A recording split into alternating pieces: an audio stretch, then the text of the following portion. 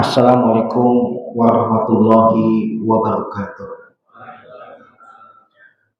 Alhamdulillahi ala ihsani wa syukurlah ala taufiqi wa amtinani. Asyhadu an la ilaha illallah wahdahu la syarika lahu ta'ziman li sya'ni wa asyhadu anna nabiyyana Muhammadan abduhu wa rasuluhu hatta ila rukmani. Allahumma shalli wa sallim wa barik alaihi wa ala alihi wa ashabihi wa ikhwanihi amma ba'd. Allahumma la sahla illa ma ja'altahu sahlan wa anta taj'alul hasna idza syi'ta sahla. Allahumma inni a'udzubika min qalbin la yakhsha wa min du'ain la yusma wa min nafsin la tashba wa min ilmin la yanfa. Allahumma inni a'udzubika min haula abad. Alhamdulillah, pada kesempatan pagi hari ini Allah Subhanahu wa taala pertemukan kita kembali di salah satu rumah dari rumah Allah dalam rangka melaksanakan kewajiban kita kepada Allah, yaitu beribadah. Semoga setiap ibadah yang kita lakukan adalah ibadah yang diterima, ibadah yang mendekatkan diri kita kepada Allah, Allah ridho kepada kita, dan kalau Allah Subhanahu wa taala masukkan kita ke dalam surganya. Bapak-bapak, ibu-ibu yang semoga dirahmati oleh Allah, ketika Nabi dan para sahabat telah hijrah ke Madinah, di tahun pertama ada beberapa peristiwa penting yang dicatat dalam sejarah dan memberikan pelajaran bagi kita semua.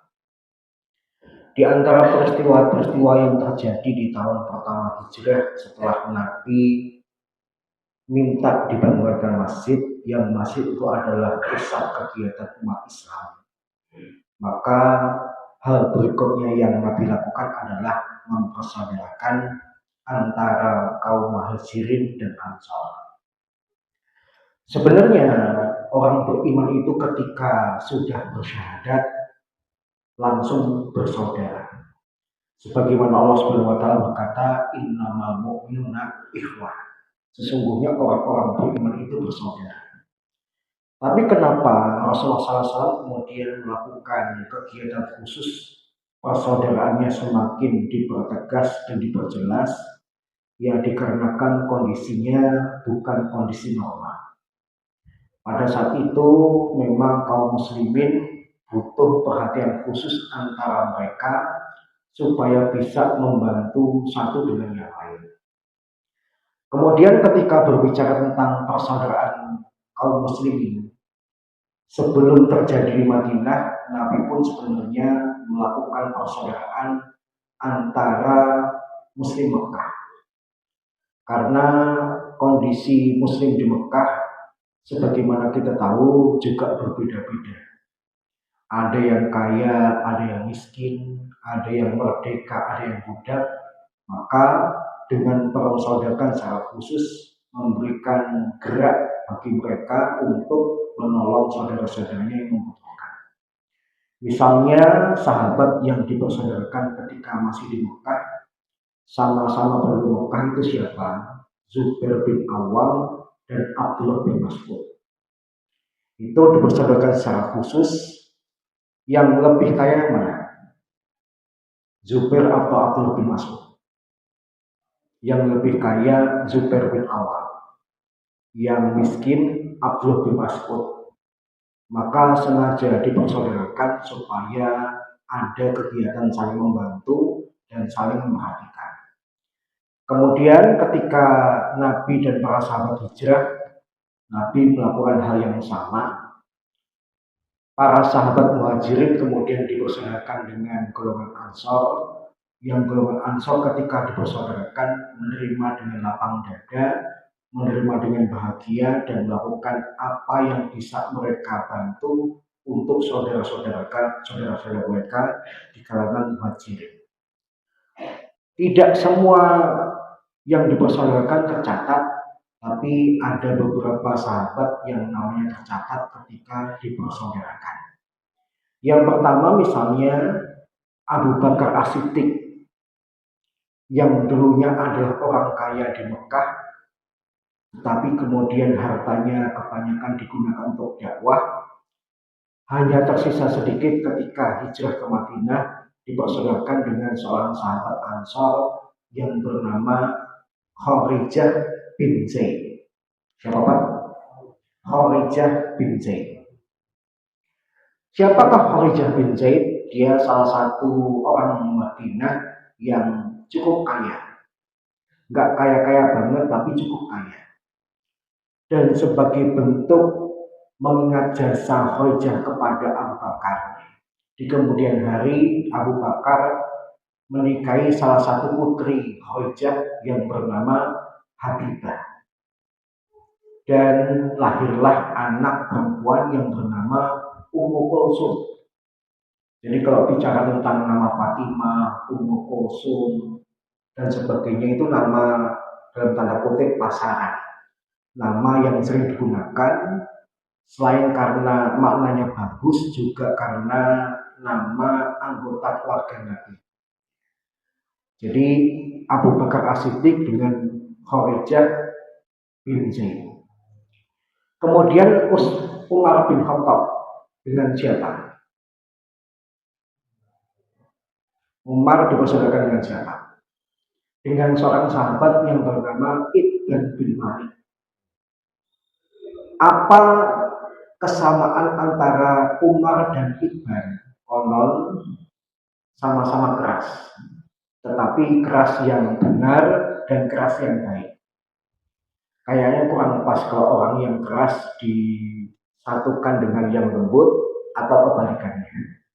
Khawatirnya nanti sebenarnya yang keras tidak bermaksud kasar, tapi yang lembut kemudian sakit hati. Maka supaya pas, Umar bin Khattab dipersanakan dengan sahabat Ansor yang bernama Ibn bin Malik.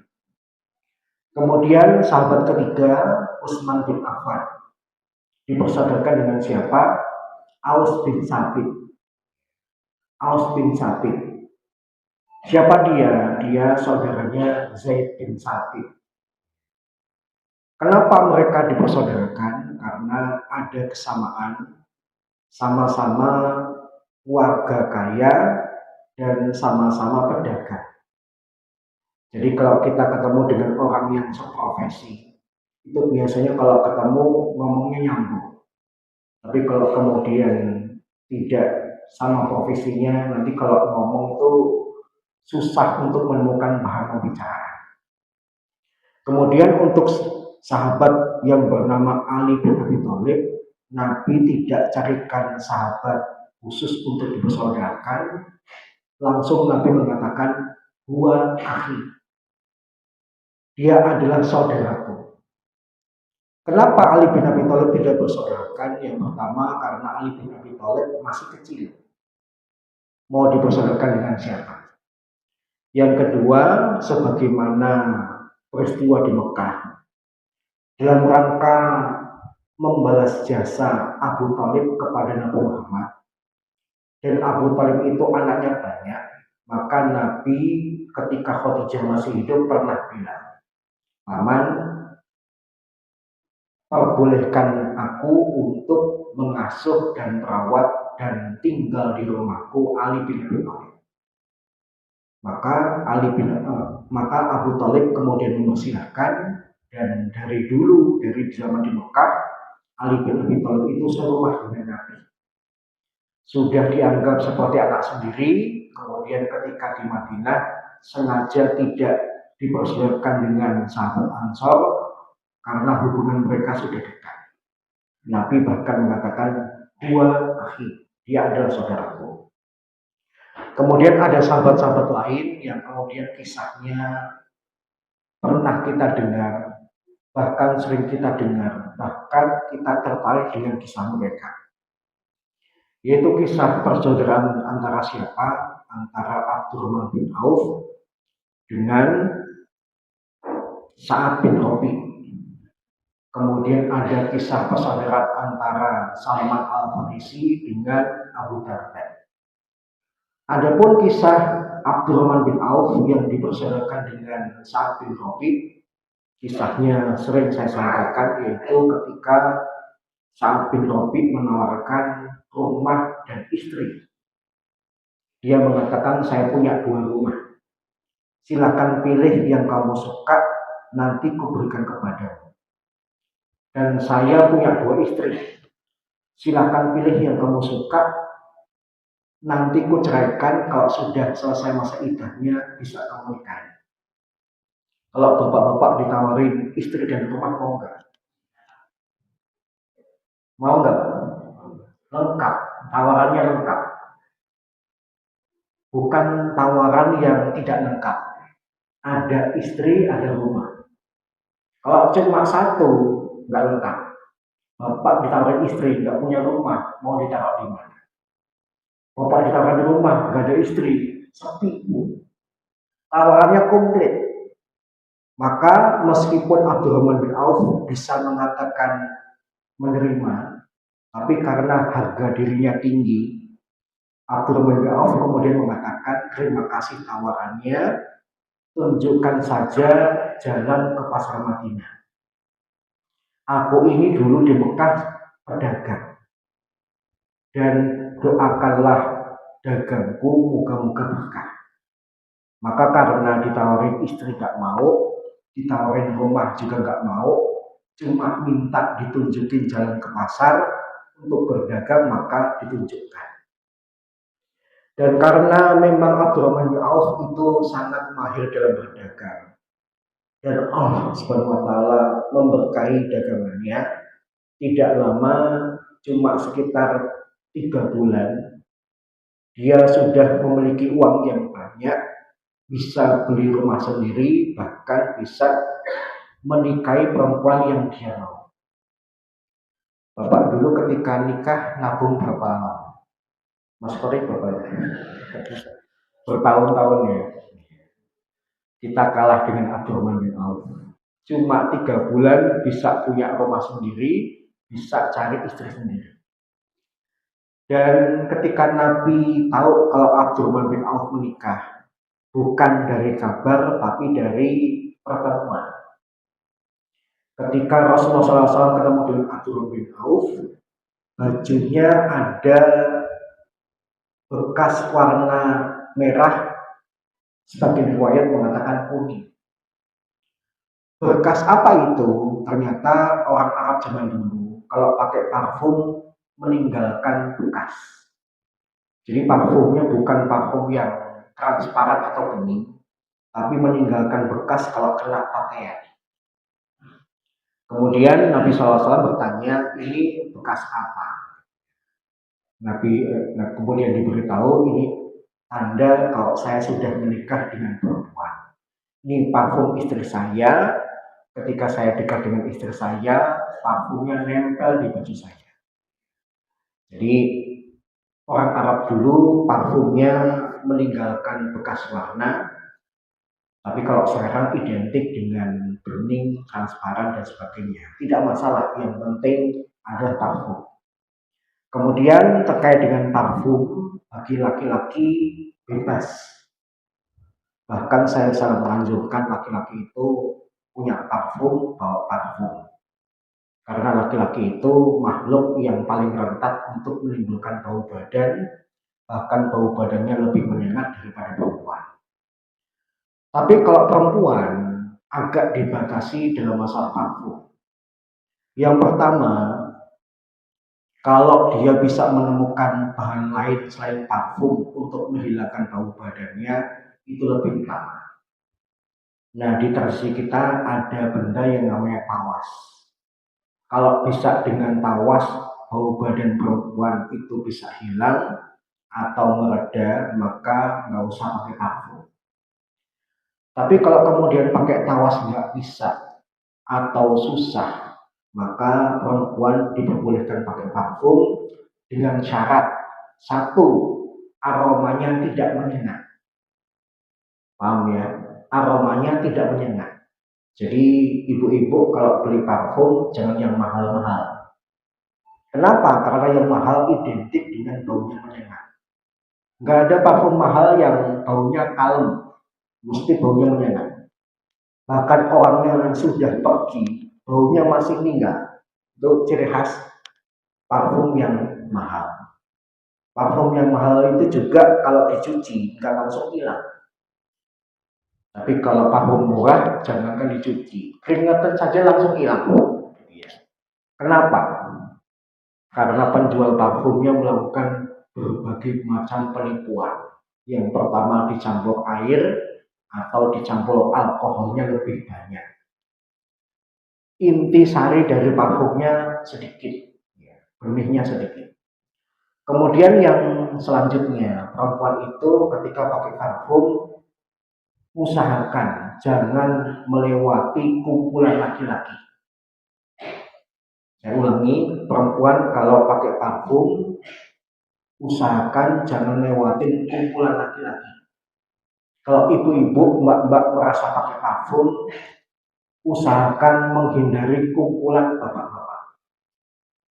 Kenapa? Karena Nabi SAW telah bersabda, ayum wa'atim istaktorot wa marot ala qawmin liyajiduriha fa'inna zaniyah. Perempuan manapun yang kalau pakai parfum bertujuan untuk agar laki-laki mencium baunya, maka dia adalah pelacur. Nabi pernah, mohon maaf, berkata agak keras ketika mengomentari ada perempuan yang pamer dengan parfumnya, yang pamernya kemudian ditujukan untuk bisa dicium laki-laki. Laki-laki itu, Bu, kalau sudah terangsang dengan bau, selain terangsang dengan wajah, nanti syahwatnya pasti naik. Lamnya udah cantik, wangi, banyak. Maka hindari mengurangi salah satu. Cantik saja tapi nggak wangi, atau wangi tapi nggak cantik. Kalau kemudian dua hal ini ada yang dikurangi, pasti syahwat laki-laki itu turun. Tapi tidak berlaku kalau kemudian ibu-ibu, mbak-mbak pakai parfum di rumah dalam rangka membahagiakan suami. Ini kira-kira ibu-ibu kalau di rumah pakai parfum nggak? Yang jawab malah bapak-bapak. Bapak-bapak ini jawab curhat. Gitu ya. Jadi niatkan kalau beli parfum, yang paling berpahala kalau dia sampai mencium bau parfumnya adalah suami. Ya, suami. Kemudian jangan niatkan untuk bau parfumnya wangi itu dicium oleh laki-laki yang lain. Jadi kisah antara Abdurrahman bin Auf dengan Sa'ad bin Rabi' yang luar biasa, yang menunjukkan bahwasanya sebagai muslim demikianlah. Kemudian kisah kedua yang pernah berkali-kali saya sampaikan adalah kisah persaudaraan antara Salman Al-Farisi dengan Abu Darda. Salman Al-Farisi notabene bukan orang Arab, orang Persia, yang kisah masuk Islamnya luar biasa, butuh bertahun-tahun untuk bisa bertemu Nabi dan masuk Islam. Seseorang yang backgroundnya adalah orang Majusi, backgroundnya adalah keluarga yang kaya, bahkan ada yang mengatakan bapaknya itu lurah yang kaya, tapi semua dia tinggalkan untuk menjemput hidayah. Bahkan ketika bertemu dengan orang Arab yang tahu di manakah Nabi berada, dia minta tolong untuk diantarkan sembari memberi upah. Gak main-main, zaman dulu Salman Al-Farisi memberikan sekitar 20 lembu supaya orang Arab nganterin beliau ke Mekah. Bayaran sudah diberikan, tapi ternyata orang Arabnya kurang ajar. Di tengah jalan malah Salman Al-Farisi dijual menjadi budak. Ya, jadi kalau istilahnya bapak naik bis, nggak disamperin sampai tujuan, tapi malah diturunkan di pinggir jalan, dijual sama preman. Maka itulah awal kisah perbudakan pertama yang dialami oleh Salman. Dan Salman menceritakan, saya sampai gonta-ganti majikan 6 kali. Itu kalau bukan orang yang kuat imannya, mungkin sudah goyah. Enggak jadi mending pulang kampung saja, kembali nyembah api, kembali jadi anak orang kaya. Tapi karena keimanannya kuat, keinginannya luar biasa, cobaan yang begitu berat tetap dia lakukan sampai Allah mentakdirkan ketemu dengan Nabi di kota Mekah. Dan seperti kisah yang kemarin saya sampaikan, Abdullah bin Salam ketika masuk Islam ngetes Nabi, maka demikian juga Salman Al-Farisi ketika ketemu Nabi nggak langsung menerima, tapi dites dulu. Ngetesnya dengan apa? Dengan makanan yang dia punya. Makanan atau beberapa kantong kurma dia bagi dua. Bagian pertama kemudian dia berikan kepada Nabi sambil berkata, "Ya Rasulullah, terimalah kurma ini sebagai bentuk sedekahku kepadamu." Lafalnya sedekah. Maka Nabi terima dengan tangannya, tapi langsung diberikan sahabat. Menunjukkan Nabi tidak boleh terima sedekah. Maka ujian pertama lolos.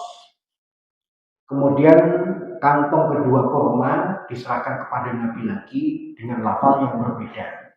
Terimalah sebagai bentuk hadiahku kepadamu. Maka Nabi kemudian menerimanya, dimakan sebagian dan sisanya diberikan kepada sahabat. Sebagai isyarat Nabi itu boleh terima hadiah. Tapi Nabi ketika terima hadiah dimakan sendiri atau juga disedekahkan. Bapak kalau terima hadiah dimakan sendiri atau sedekahkan? Ya dimakan sendiri nggak masalah karena itu jadi milik Bapak.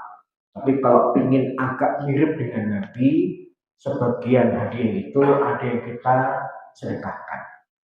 Kemudian ujian ketiga adalah melihat apakah pada tubuh Nabi ada tanda stempel kenabian. Yang kata At-Tirmidzi dalam kitab Asy-Syama'il Al-Muhammadiyah, beliau mengatakan seperti jenggir ayam yang menempel di punggung bagian atas dan besarnya tidak melebihi besarnya telur burung merpati. Jadi ada daging berwarna merah seperti jenggir ayam, berarti tipis. Besarnya nggak besar-besar banget, tapi sebesar telur burung merpati. Maka Salman Al-Farisi langsung menuju belakang tubuh Nabi dan Nabi kemudian paham orang ini ingin tahu stempel kenabianku. Maka Nabi kemudian menurunkan sebagian pakaian di bagian atas sampai stempel itu terlihat. Maka ketika terlihat, legalah Salman dan dia diundang untuk mengucapkan syahadat. Tetapi yang terakhir kali punya, konon ada yang mengatakan Nabi Muhammad, ada yang mengatakan nanti Imam Mahdi. Bapak-bapak dan saya nggak mungkin punya. Kalau punya itu bukan stempel kenabian, tapi kutil yang membesar. Ya.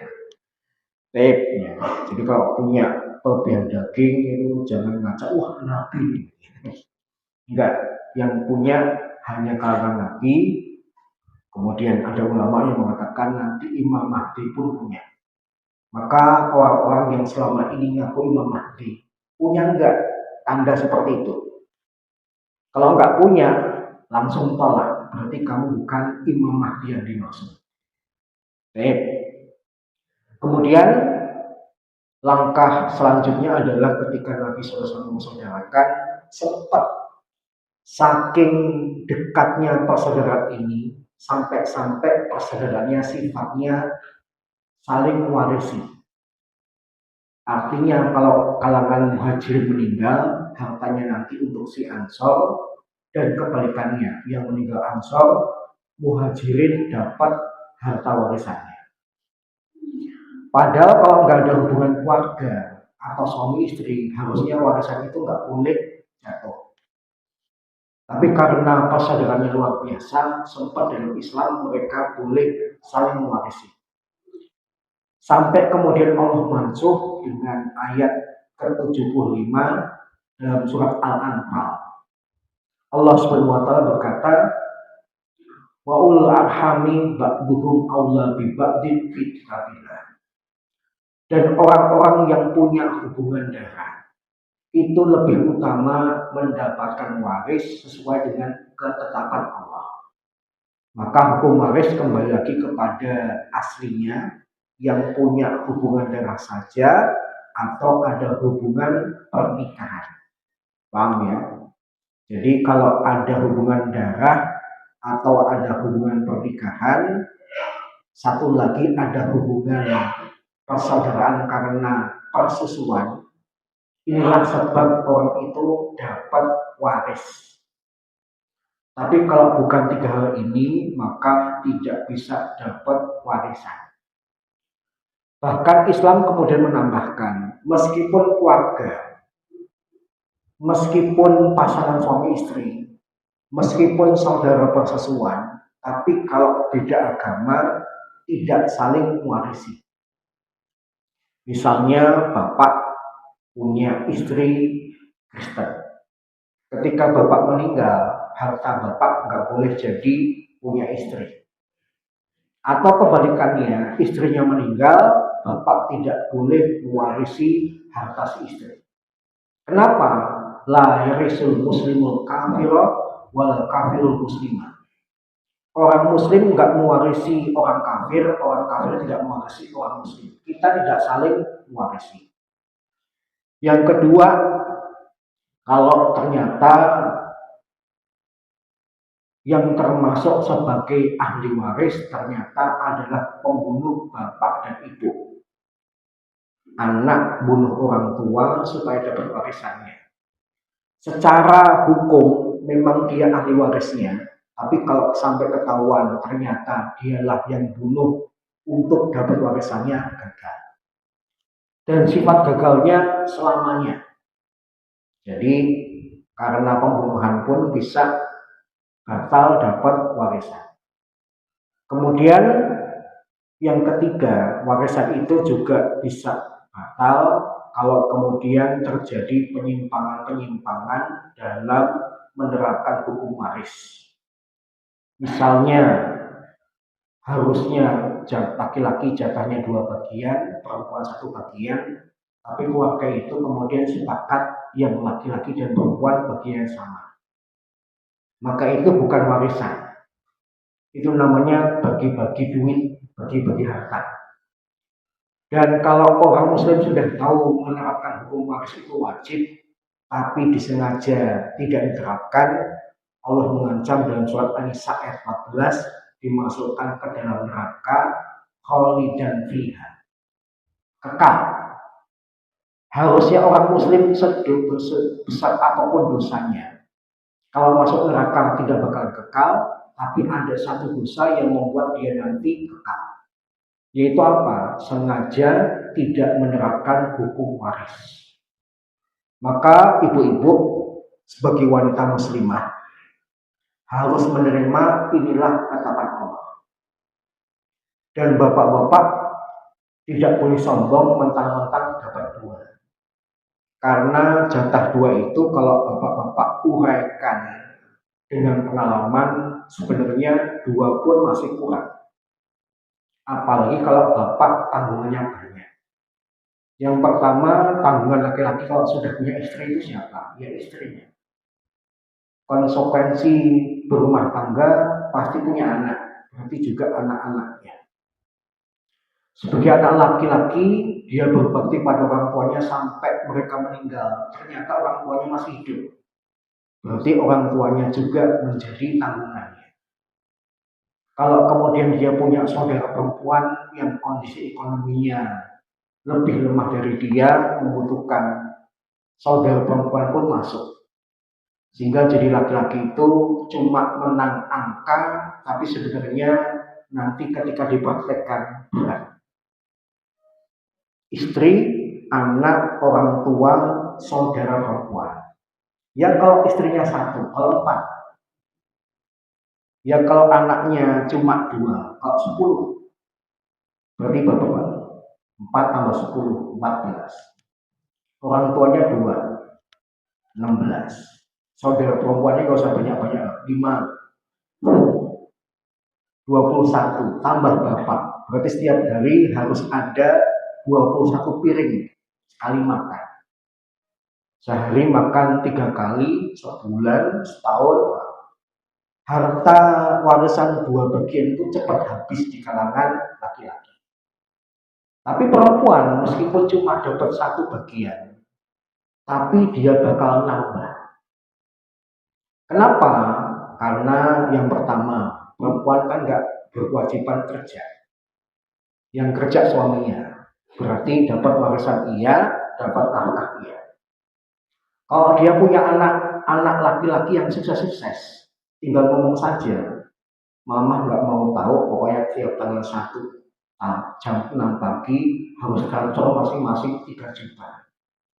Ya kalau anaknya 1,5 tambah 15 juta. Dia punya kakak laki-laki yang sukses, kaya. WA saja, mas bagi duit dong, berapa? 100 juta, transfer 100 juta. Berarti perempuan lebih banyak hartanya daripada laki-laki. Kenapa? Perempuan identik nggak ngeluarin harta, laki-laki identik ngeluarin harta. Jadi enakan laki-laki atau perempuan, Bu? Bu? Nah, Pak, jadi laki-laki enak nggak? Pak, Pak. Berat ya, paham ya? Jadi jangan melihat cuma nominalnya 2:1, tapi lihat prakteknya gimana. Ternyata 2 itu langsung habis. Kalau perempuan 1 malah bisa bertambah. Makanya kalau dalam masalah warisan jangan digugat. Karena Allah sudah memperhitungkan maslahat dan mudarat. Kemudian ketika sudah dipersaudarakan, akhirnya timbullah rasa cinta dari kalangan muhajirin dan ansor yang sampai Allah puji dalam surat Al-Hasyr ayat 8-9. Bahkan pernah ketika Nabi SAW pulang dari Bahrain membawa sejumlah harta, Nabi ingin berterima kasih kepada Ansor karena sudah memberikan tempat, sudah memberikan bantuan. Nabi ingin berterima kasih sedikit. Ini ada harta yang aku datangkan dari Bahrain untuk kalian. Maka saking cintanya Ansor terhadap Muhajirin, harta itu mereka tolak. Nggak mau ya Rasulullah. Kalau Anda cuma memberikan kepada kami, kalau ingin bagi harta kepada kami, tolong yang Muhajirin juga dikasih. Subhanallah. Padahal notabene Muhajirin itu adalah orang lain, bukan keluarga, bukan saudara. Tapi karena perasaan keimanan yang luar biasa, persaudaraan itu sampai tingkatnya sudah pada rasa cinta, maka luar biasa sampai Allah memuji sikap orang-orang Ansor dan sikap orang-orang Muhajirin. Kemudian adapun kita, Allah puji di dalam ayat ke-10. Ayat 8 dan 9-nya ditujukan kepada Muhajirin dan Ansor. Tapi karena kita tidak termasuk Muhajirin dan Ansor, kita masuk ayat yang ke-10. Yang sangat penting bagi Bapak, Ibu, dan saya mengingat-ingat ayat yang 10. Karena Allah Subhanahu wa taala berkata, "Walladzina ja'u min ba'dihim yaquluna rabbana ighfir lana wa li ikhwanina alladziina sabaquna bil iman wa la taj'al fi qulubina ghillan lil ladziina amanu rabbana innaka ghafurur rahim." Adapun orang-orang yang datang setelah mereka, yaitu termasuk di antaranya kita, mengucapkan doa kepada Allah, Rabbana firmana, ya Allah ampunilah dosa kami. Wali ikhwanina alladziina sabaquna bil iman, dan ampuni juga saudara-saudara kami yang lebih dulu beriman dan lebih dulu meninggal. Menunjukkan orang Islam itu tidak egois. Kalau berdoa, jangan berdoa untuk diri sendiri, tapi sempatkan juga mendoakan orang lain. Wala taj'al fi qulubina ghillan lil ladziina amanu, dan jangan jadikan ada rasa dengki kepada orang beriman. Tolong kalimat di ayat ke-10 surat Al-Hasyr, ingat-ingat. Wala taj'al fi qulubina ghillan lil ladzina amanu. Jangan jadikan di hati kami rasa dengki kepada orang beriman. Maka inilah sikap awal kita kepada orang beriman. Yaitu apa? Senang, bukan benci. Meskipun dia lebih baik daripada kita, lebih kaya daripada kita, lebih apapun daripada kita, harusnya senang. Tapi kenyataannya di masyarakat gimana? Kalau punya tetangga baru lebih kaya, kira-kira panas nggak? Panas. Tetangga beli kulkas baru, emosi nggak? Maka kalau sudah timbul perasaan jahat seperti itu, ingat-ingat. Wala taj'al fi qulubina ghillan lil ladzina amanu.